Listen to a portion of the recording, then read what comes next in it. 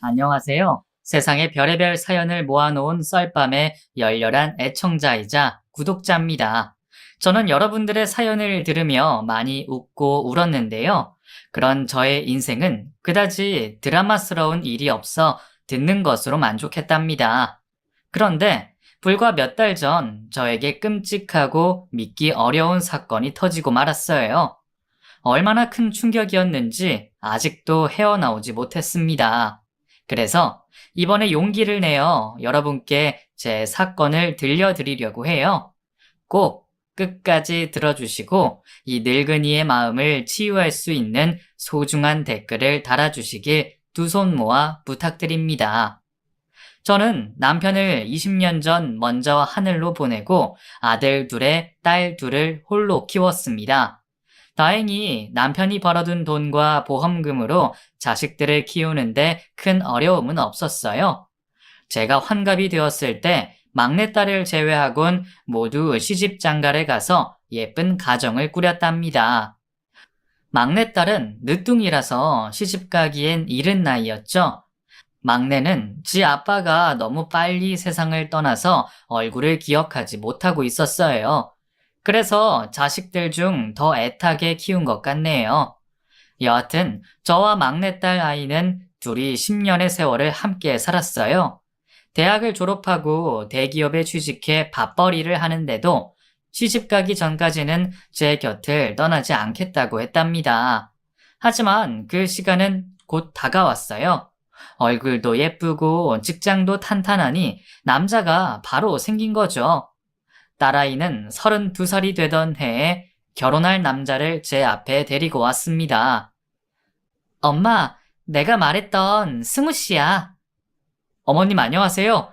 처음 뵙겠습니다. 박승우라고 해요. 얘기 많이 들었어요. 듣자 하니 의사라고요? 네, 성형외과 전문입니다. 지금은 조금 크게 병원을 차려서 운영하고 있고요. 저 말고 선생님이 5명이 더 있어요. 예비사위는 능력 있는 의사이긴 했지만 나이가 제 딸아이보다 8살이 많았어요. 남들이 보면 배부른 소리 한다고 하겠지만 저는 제 딸이 무척이나 아까웠습니다.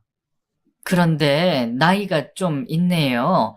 40이면 진작 장가갈 나이가 아닌가? 어머님, 요즘은 다들 늦게 결혼해요. 제 동기들 대부분이 미혼이라니까요.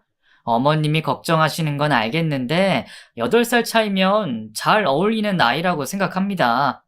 게다가 저는 술하고 담배도 하지 않으니까 또래보다 훨씬 젊다고요. 술은 안 마신다니 반가운 소리네요. 요즘 술 먹고 사고 치는 사람들이 워낙 많아야지. 또 계속 보니까 얼굴도 동안인 게 우리 수정이랑 많이 차이나 보이지 않는 것 같고. 제가 뜨뜻미지근한 소리를 하니 딸아이가 나섰습니다.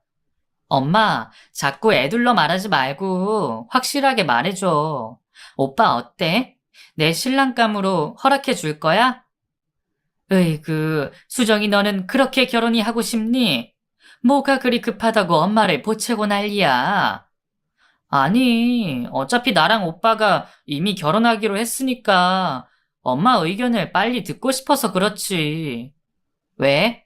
막내딸이 결혼한다니까 서운해? 그럼 안 서운하겠니? 애기 같은 게 벌써 커서 시집 가겠다는데 마음에 걸리지. 애기 같다니. 엄마 딸 32이야. 옛날 같았으면 벌써 애를 둘이나 낳았을 나이라고. 말이라도 못하면. 어이구, 알았다. 그렇게 결혼하고 싶으면 해라. 정말이지? 고마워, 엄마. 나 오빠랑 잘 살게. 그리고 엄마도 자주자주 만나러 올게. 제가 허락의 말을 전하자 예비사위가 고개 숙여 감사 인사를 하더군요. 장모님, 감사합니다. 저 수정이랑 정말 잘 살게요. 수정이 고생시키는 일 없도록 할 테니까 아무 걱정 마세요. 맞아, 엄마. 나 오빠랑 결혼하면 일 그만두기로 했어. 집에서 오빠 내조하면서 여유롭게 살 거야. 하지만 저는 그 말이 달갑지 않았어요. 딸아이가 힘들게 공부해서 들어간 대기업인데 이렇게 그만두는 건 딸을 위해서도 아닌 것 같았죠.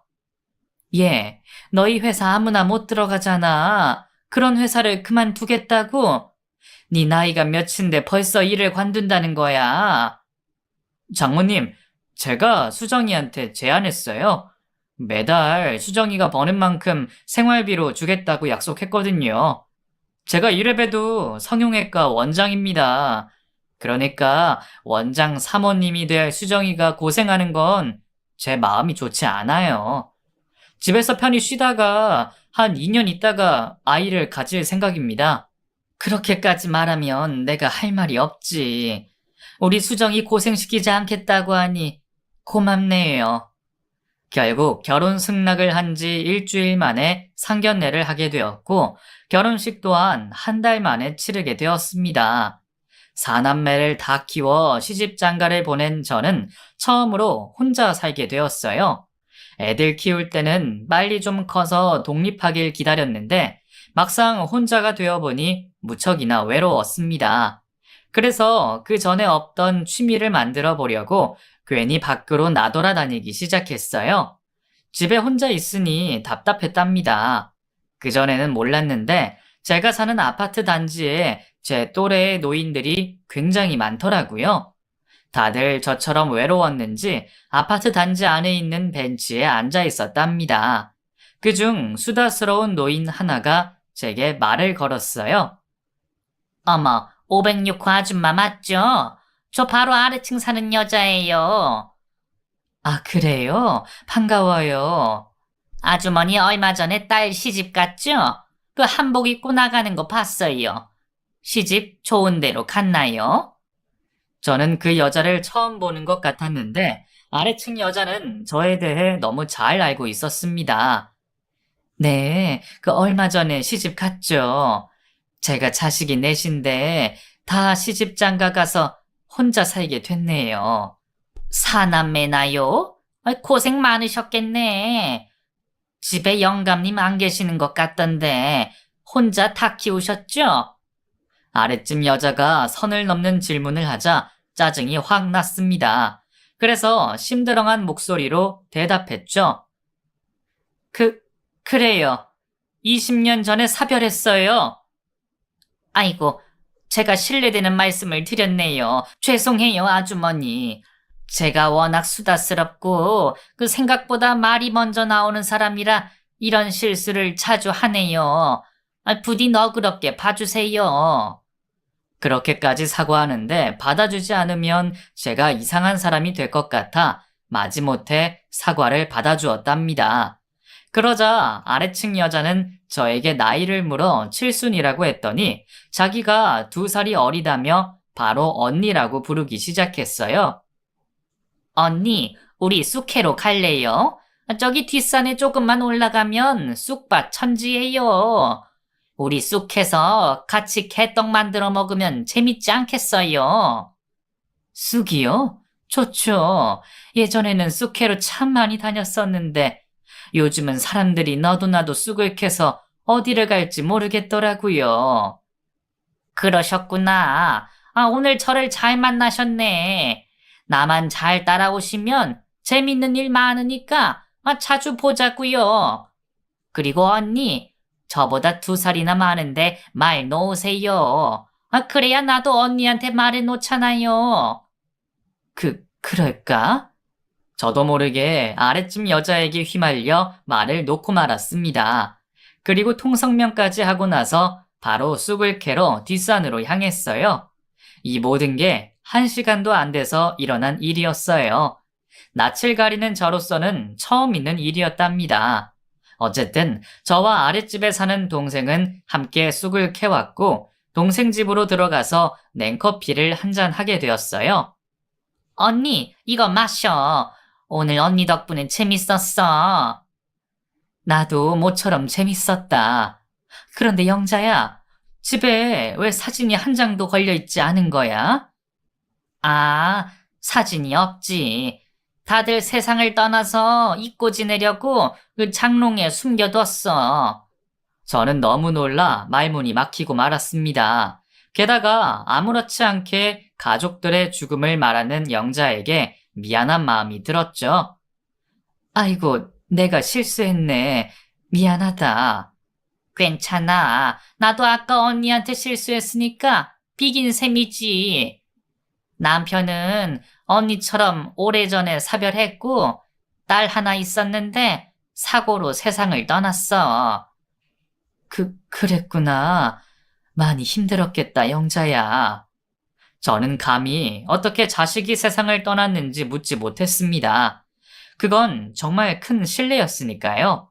다행히 영자가 다른 말로 돌리는 바람에 어색함은 금세 사라졌고, 저희 두 사람은 방앗간에서 갈아온 쑥과 쌀을 반죽해 쑥떡을 만들어 먹었습니다. 오랜만에 먹었더니 아주 꿀맛이더라고요. 그렇게 재밌는 시간을 보내고 해가 뉘엿할 때쯤 자리에서 일어났습니다. 영자야, 언니 그만 갈게. 다음에는 언니 집으로 초대할게. 맛있는 거 먹고 수다도 떨고 하자. 정말? 약속한 거다? 그럼 조심히 가고 다음에 봐. 그리고 며칠 동안 영자를 보지 못했어요.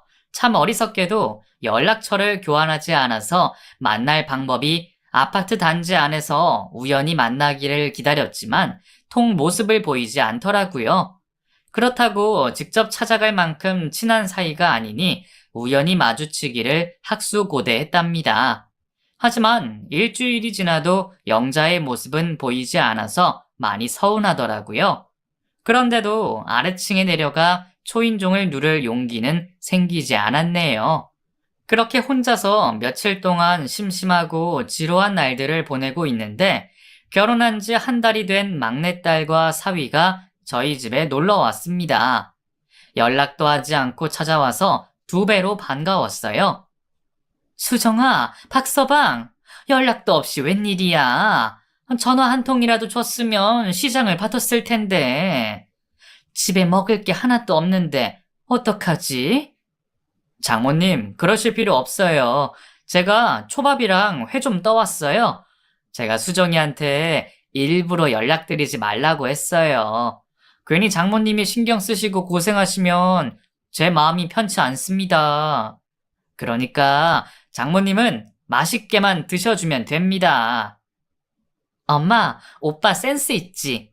이래서 연륜 있는 사람이랑 결혼하나 봐. 생각이 얼마나 깊은지 아주 예뻐 죽겠다니까. 아이고, 우리 딸 남편한테 푹 빠졌네. 푹 빠졌어. 그래, 신혼이니까 마음껏 즐겨라. 박서방, 수정이한테 잘해줘서 고맙네. 앞으로도 이렇게 다정하게만 지내줘. 그럼 나는 더 바랄 게 없어. 이윽고 저희 세 사람은 식탁에 둘러앉아 초밥과 회로 식사를 시작했고 그동안 못 나눈 대화를 나누느라 시간 가는 줄 몰랐습니다. 그런데 딸 수정이가 저에게 놀랄만한 이야기를 꺼냈어요. 엄마, 나 성형 좀 하려고 하는데 엄마 생각은 어때? 뭐? 성형수술? 네 얼굴에 고칠 데가 어딨다고 성형 타령이야.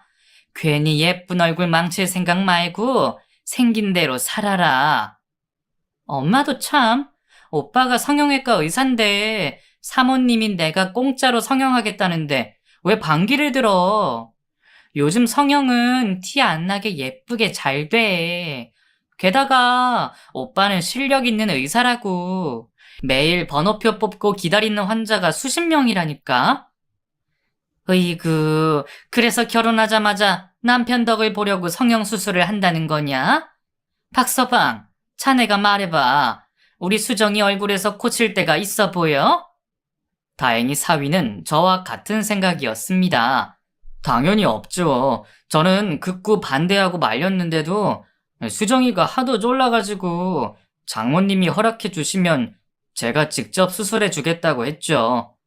그러니까 장모님이 반대하시면 저도 수정이 얼굴에 손대지 않을 거니까 걱정 마세요. 뭐야? 두 사람 나 몰래 미리 짰어? 왜 이렇게 손발이 잘 맞는 거야?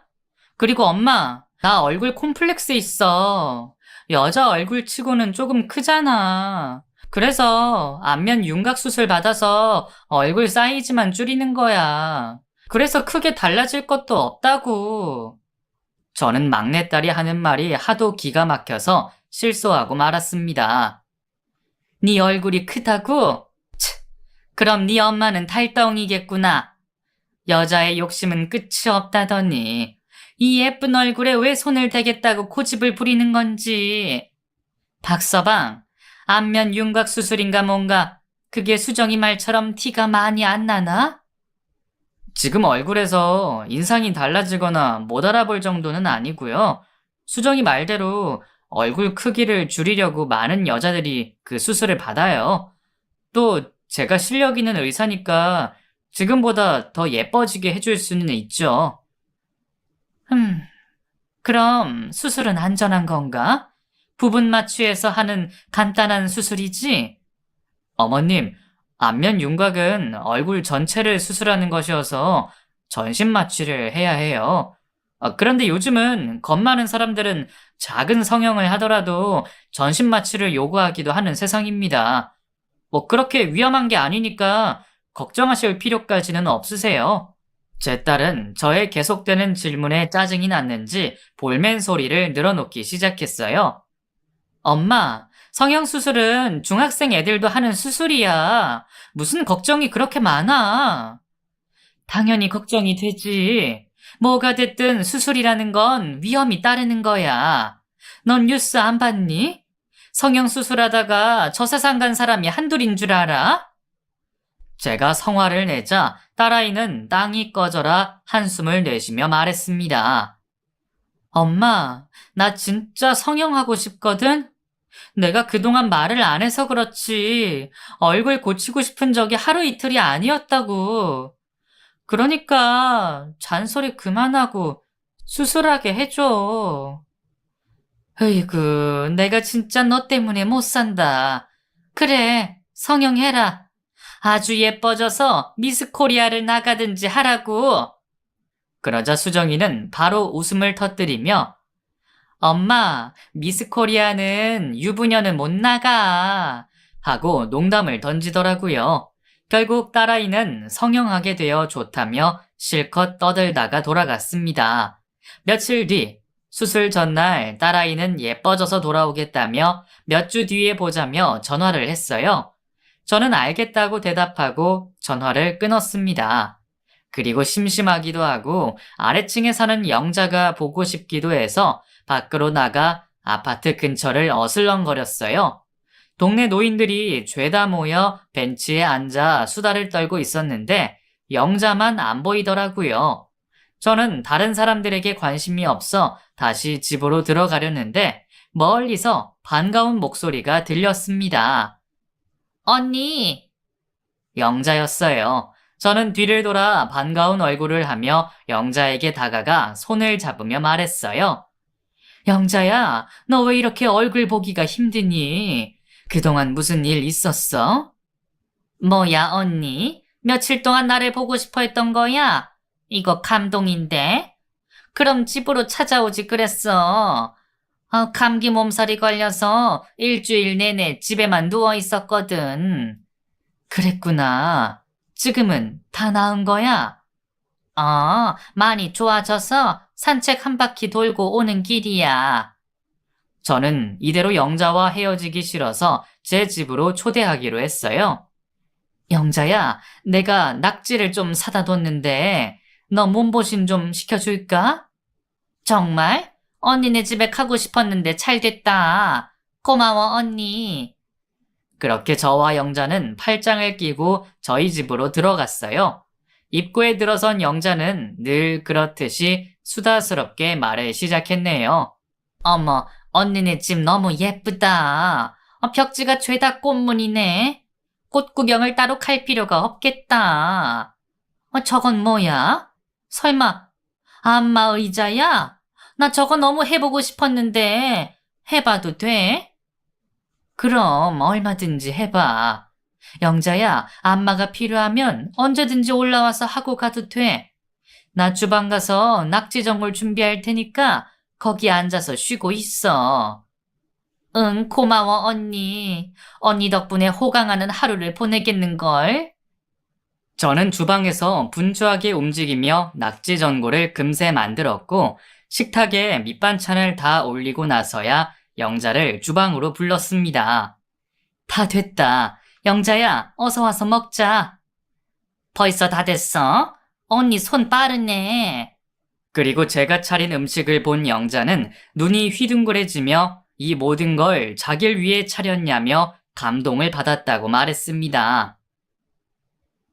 차린 것도 별로 없는데 무슨 감동이야.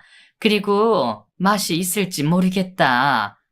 언니, 맛있어. 간도 딱 맞고 얼큰한 게 감기가 당장이라도 뚝 떨어질 것 같아. 오랜만에 이런 밥상을 받아서 그런지 너무 행복하다.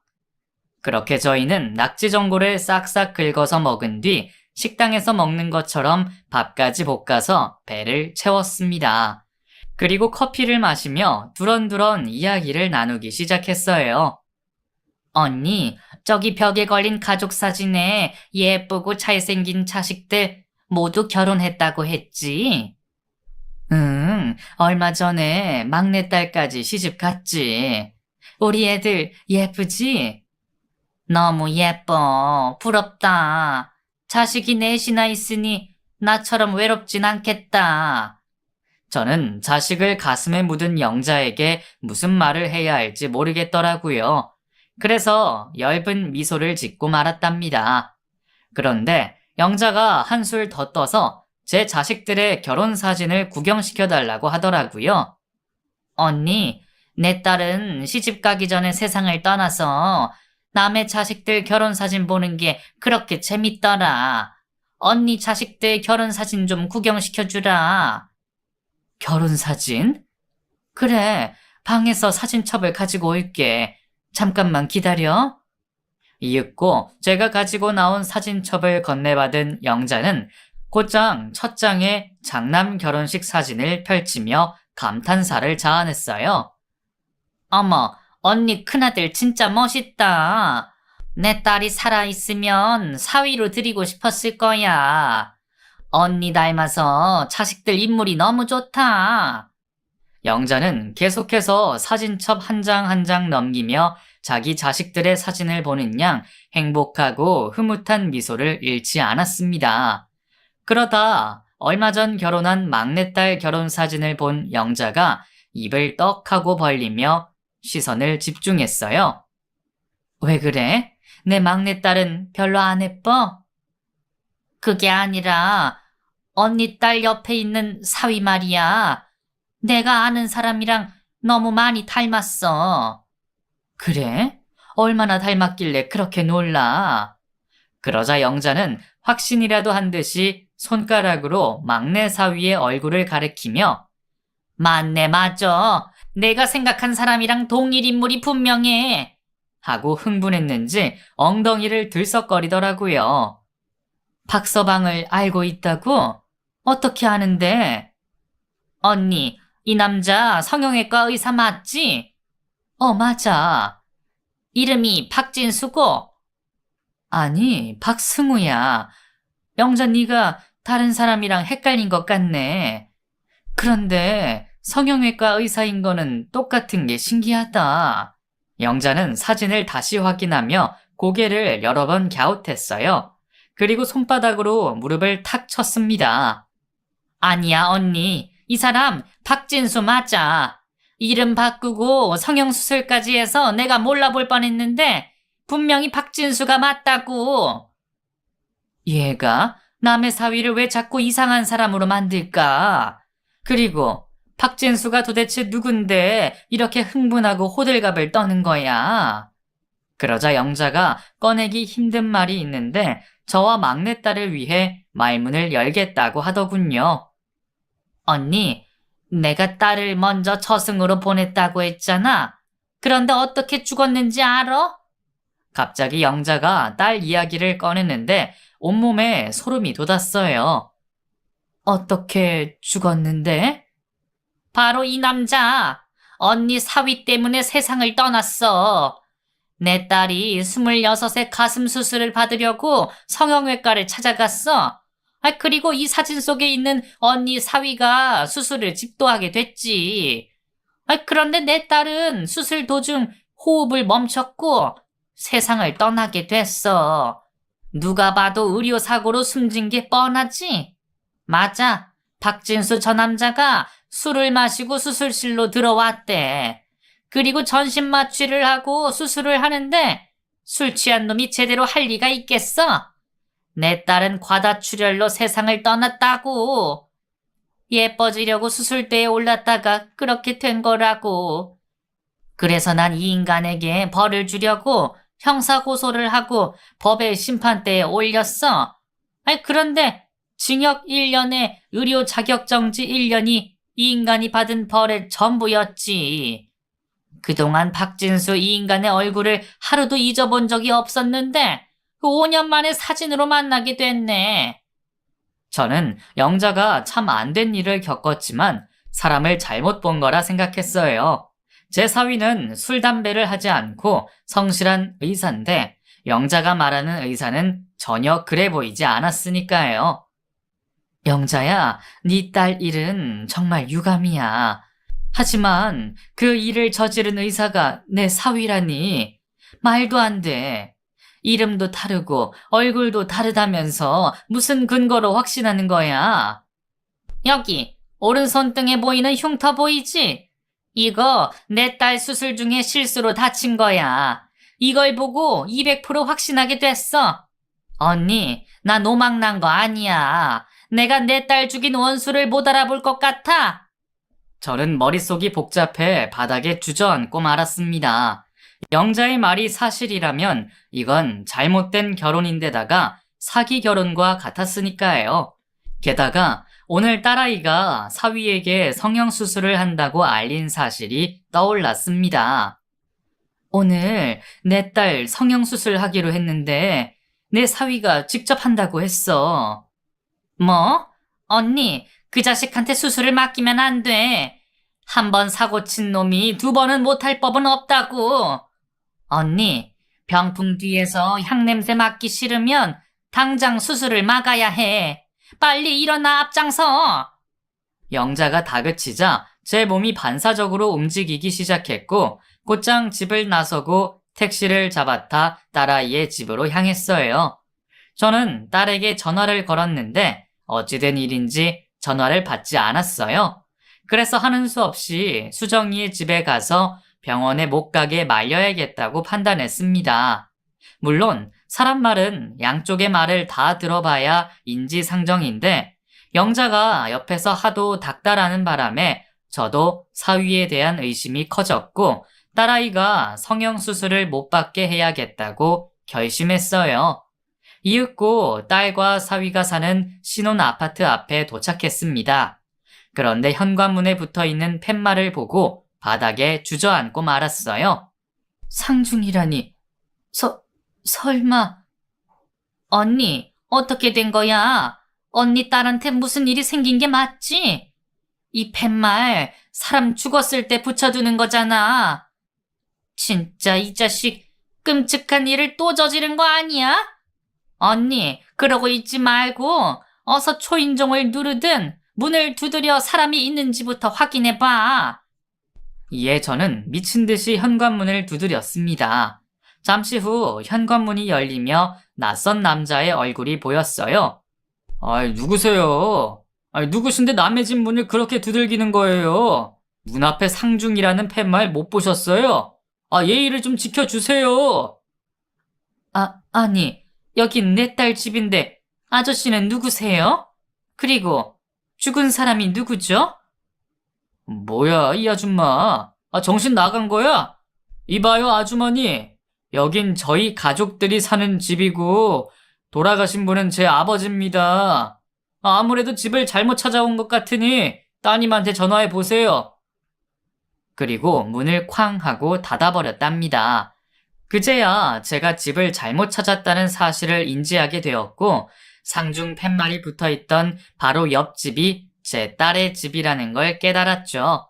그래서 초인종을 여러 번 울리고 현관문을 두드렸는데 이미 병원으로 떠났는지 아무런 기척이 들리지 않았습니다. 영자야, 한 발 늦은 것 같다. 벌써 성형수술을 받으러 갔나 봐. 그럼 빨리 그 병원으로 가자. 언니, 정신 차려. 그런 놈한테 수술을 맡기는 건 절대 안 될 일이야. 그렇게 저와 영자는 사위의 성형외과 병원으로 향했습니다.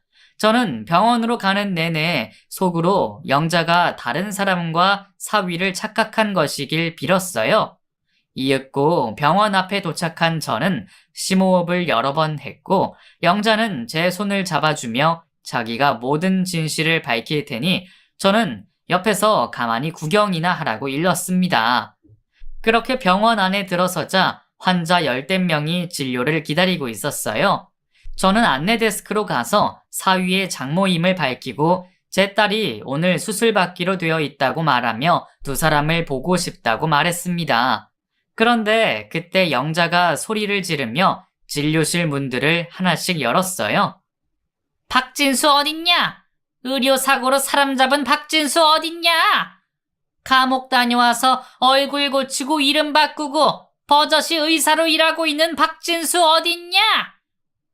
제가 말리기도 전에 병원 직원들이 영자에게 달려가 끌고 나가려고 하더군요. 그때 수술 대기실로 보이는 곳에 문이 열리며 딸 수정이의 모습이 보였습니다. 그제야 저는 안도의 숨을 내쉬며 떨리는 몸이 멈출 수 있었습니다. 수정아, 여기 있었구나. 너 괜찮은 거지? 엄마, 여긴 웬일이야? 얼굴이 하얗게 질려 있어. 무슨 큰일이라도 생긴 거야? 그리고 저 아줌마는 누군데 행패를 부리는 거야? 나 30분 있으면 수술하는데 무슨 난리냐고. 그게 말이야, 수정아. 아무래도 네 남편에 대해 우리가 몰랐던 사실이 있던 것 같아. 저 아줌마는 엄마 친구인데 말을 좀 들어봐. 제가 딸아이에게 부탁하자 영자를 끌고 나가려는 직원들에게 멈추라고 경고했습니다. 이윽고 영자는 저와 딸에게 사위를 불러달라 말하더군요. 그래서 수정이가 원장실 문을 두드렸습니다. 오빠, 들어가도 돼? 여기 엄마랑 어떤 아줌마가 오빠를 찾아왔어. 뭔가 오해를 한 모양인데 나와서 해명 좀 해서 돌려보내야 할 것 같아. 하지만 사위가 있는 원장실의 문은 굳게 닫혀 있었습니다. 수정이가 계속해서 사위를 여러 번 불러도 아무런 대답이 들리지 않았답니다. 게다가 문을 잠가서 안으로 들어갈 수도 없게 되었죠. 이에 영자는 저를 보며 내 말이 맞지? 이 자식 궁지에 몰리니까 문까지 걸어 잠근 거라고. 야, 박진수, 당장 이 문 열지 못해? 빨리 너의 추악하고 사악한 얼굴을 드러내란 말이야. 하고 소리쳤습니다. 이윽고 영자가 원장실의 문을 열기 위해 구석에 있던 소화기를 들고 문고리를 여러 번 내리쳤어요. 저와 딸아이는 경악하며 말리려고 하자 원장실의 문고리가 부서져 문이 스르르 열렸답니다. 사위는 푸념한 표정으로 자리에 앉아 있었고 어떤 해명도 할 생각이 없는 것 같았죠. 야, 박진수, 내 딸 잡아먹은 놈이 이름하고 얼굴 바꾸고 버젓이 의사질을 하고 있는 거야? 나는 네가 성형수술을 100번을 한다고 해도 알아볼 수 있어. 또 네 집 딸을 잡아먹으려고 의사짓거리를 계속하고 있는 거야. 오빠, 이 아줌마 말이 사실이야? 빨리 아니라고 대답해. 사람 잘못 봤다고 말하라고. 오빠가 그런 짓을 저지를 사람이 아니잖아. 박서방, 자네 진짜 술 먹고 수술하다가 의료사고를 낸 건가? 그래서 영자 딸이 세상을 떠나고 자넨 감옥에 다녀온 게 사실이냐고. 답답하게 가만히 있지 말고 무슨 말이라도 해보게. 저희 세 여자가 박서방을 벼랑 끝으로 모는 말을 계속 퍼부어댔더니 박서방이 긴 한숨을 내쉬며 자리에서 일어났습니다.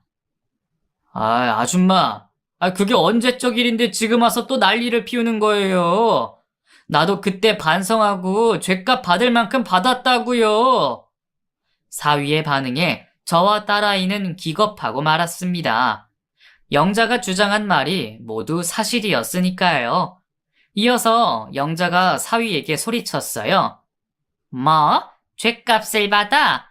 변호사를 8명이나 고용해서 법의 망을 요리조리 빠져나가 고작 1년 동안 감옥 생활한 게 죗값을 받은 거야?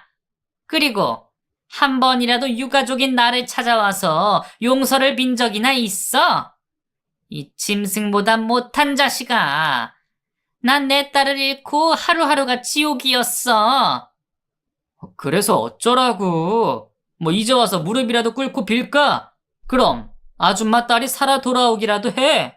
지금 아줌마가 내 병원에 들이닥쳐서 행패를 부렸으니까 비기인 셈 치고 그만 꺼져. 아직 경찰 부르지 않았으니까 빨리 내 눈앞에서 사라지라고.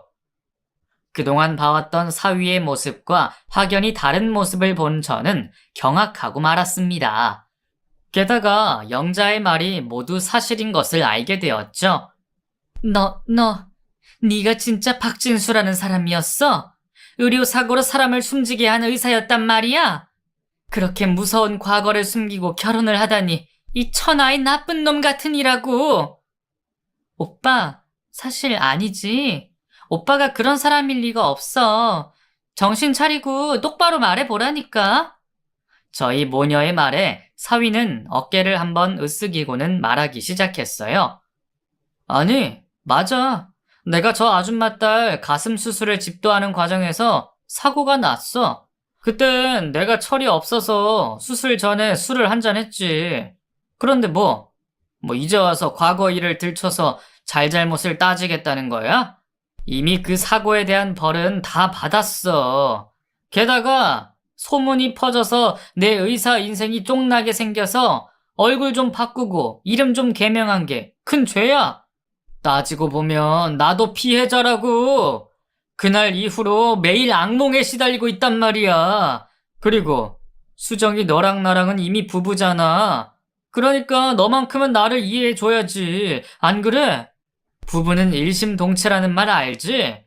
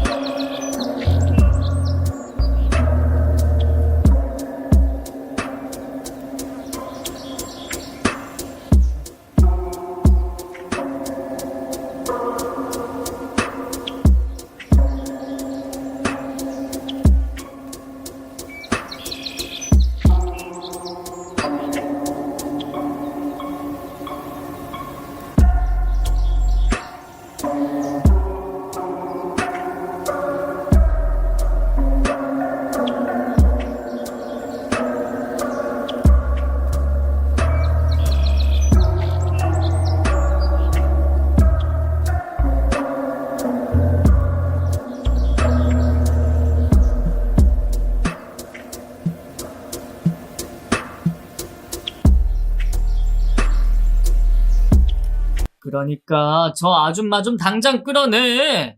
저는 참지 못하고 사위에게 다가가 뺨을 날렸습니다. 이 짐승보다 못한 놈. 과거에 죄를 지었으면 용서를 구해야지. 어디서 잘했다고 큰 소리야. 뭐? 너도 피해자라고?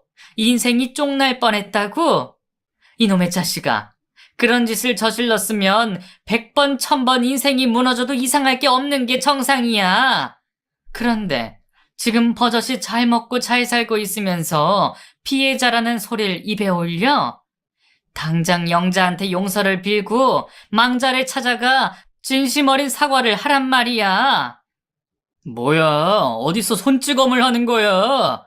당신도 내가 의사라서 사위로 받아준 거 아니야? 저 아줌마만 아니면 내가 과거에 무슨 짓을 저질렀든 상관 안 했을 거잖아. 그리고 사과라고 했어? 생긴 대로 살 것이지. 왜 가슴을 키우려고 수술대에 누워? 이건 쌍방과실이라고.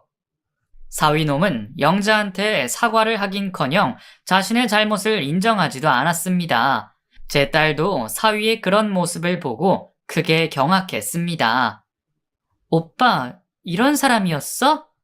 정말 무섭다. 내가 알던 오빠는 어디 가고 사악한 짐승이 여기 있는 거야? 더는 오빠랑 못 살아. 이혼해. 야, 수정아, 이깟 일로 무슨 이혼을 해. 내가 뭘 그렇게 잘못했다고 다들 이 난리인지 모르겠다. 이게 다 영자인지 말자인지 다 당신 때문이야. 왜 또 내 인생을 종치려고 찾아와서 난리를 피워? 사위가 영자에게 달려드는 순간 영자의 주먹이 사위의 배에 꽂혔습니다. 잠시 후 끙 소리를 내며 사위가 바닥에 쓰러지며 상황이 종료되었어요. 이런 인간이 아직도 병원에서 의사를 하고 있다니. 게다가 수술까지 하고 있다는 게 믿기지가 않아. 이 자식은 계속 이렇게 뒀다간 내 딸과 같은 피해자를 또 만들고 말 거야. 이윽고 영자는 원장실에서 나가 진료를 기다리는 열댓 명의 사람들에게 현재 상황을 알렸습니다. 자기 딸이 5년 전에 사위에게 가슴 수술을 받던 중 과다출혈로 세상을 떠난 사실과 술을 마시고 수술실에 들어선 사위의 행동을 서슴없이 말하더라고요. 그러자 사람들은 썰물처럼 빠져나가 버렸답니다. 그리고 저희도 더 이상 그곳에 있어봐야 좋을 게 없어 나와버렸죠. 그렇게 저희 셋은 택시를 타고 저희 집으로 돌아가게 되었고 앞으로 어떻게 해야 할지 의논을 나누었습니다. 엄마, 나는 무조건 이혼할 거야. 그 인간이 그렇게 무서운 놈인지 알았더라면 결혼까지 가지도 않았을 거야. 그래, 같이 변호사를 알아봐서 사기 결혼으로 고소를 해보도록 하자. 법원에서도 분명 우리 편을 들어줄 거야. 그리고 영자야, 너는 어떻게 할 거니? 어떻게 하다니? 그 의사놈 처벌할 방법은 없어. 나중에 또 찾아갔다간 내가 경찰서에 끌려갈 거라서 그러지도 못해. 분해 죽겠지만 이쯤에서 끝내야겠지. 그러자 수정이가 영자의 손을 잡으며 말했습니다. 아주머니, 지금은 인터넷이 발달한 시대잖아요. 그걸 이용해서 그 짐승보다 못한 놈이 의사짓을 못하게 만들어 보자고요. 제가 도와드릴 테니까 같이 해봐요. 인터넷? 그거 괜히 남의 신상을 올렸다간 수정씨가 큰일을 당할 텐데. 아니에요. 저한테 다 방법이 있어요. 저만 믿어보세요. 이윽고 수정이는 컴퓨터를 켜고 의료사고 피해자들의 카페에 가입을 했습니다. 거기에 사위 신상을 제대로 알리지 않고 짐작할 수 있는 몇 가지 정보를 올려 절대 그 병원에 가지 말라고 글을 남겼어요. 그리고 1시간 뒤 댓글을 확인했는데 수십 명의 사람이 제 사위에게 성형수술을 받고 부작용이 생겼다는 글을 남겼더라고요. 알고 보니 박서방은 영자의 딸만 피해자로 남긴 게 아니라 많은 사람들의 인생을 망쳤던 겁니다. 며칠 뒤 딸아이와 저는 사위를 사기 결혼으로 고소하게 되었어요. 안타깝게도 혼인 무효는 받아들여지지 않았지만 추악한 과거를 숨기고 결혼한 건 충분한 이혼 사유가 된다며 많은 위자료를 지급하라는 명령이 떨어졌어요. 그래서 수정이는 다시 싱글이 되어 제 곁으로 오게 되었답니다. 엄마, 미안해. 내가 이 꼴로 다시 엄마한테 돌아와서 면이 안 서네. 나 너무 못났지. 무슨 말을 그렇게 하니? 엄마도 네 전 남편을 보고 아무렇지 않게 결혼을 허락했잖아. 게다가 새로운 인생을 살려고 작정해서 이름하고 얼굴까지 바꾼 놈을 무슨 수로 알아차리겠어. 수정이 너도 피해자야. 주눅들 필요가 없단 말이야. 그렇게 딸아이를 안아주며 위로와 격려를 해주었고, 아직 나이가 젊으니 좋은 남자는 얼마든지 만날 수 있을 거라 말해주었습니다. 그리고 얼마 뒤 인터넷 카페에 사위의 피해자들이 병원 사진을 올리고 사위의 사진까지 올렸어요. 성형수술 부작용에 대한 사실과 영자의 딸이 수술 중 숨진 사실까지 모두 기록했더라고요. 또 입소문이라는 것도 무시할 수가 없었습니다. 저희가 병원에 쳐들어간 날 방문한 환자들이 소문을 많이 냈는지 사위의 병원 건물주가 나가달라는 말까지 했다네요.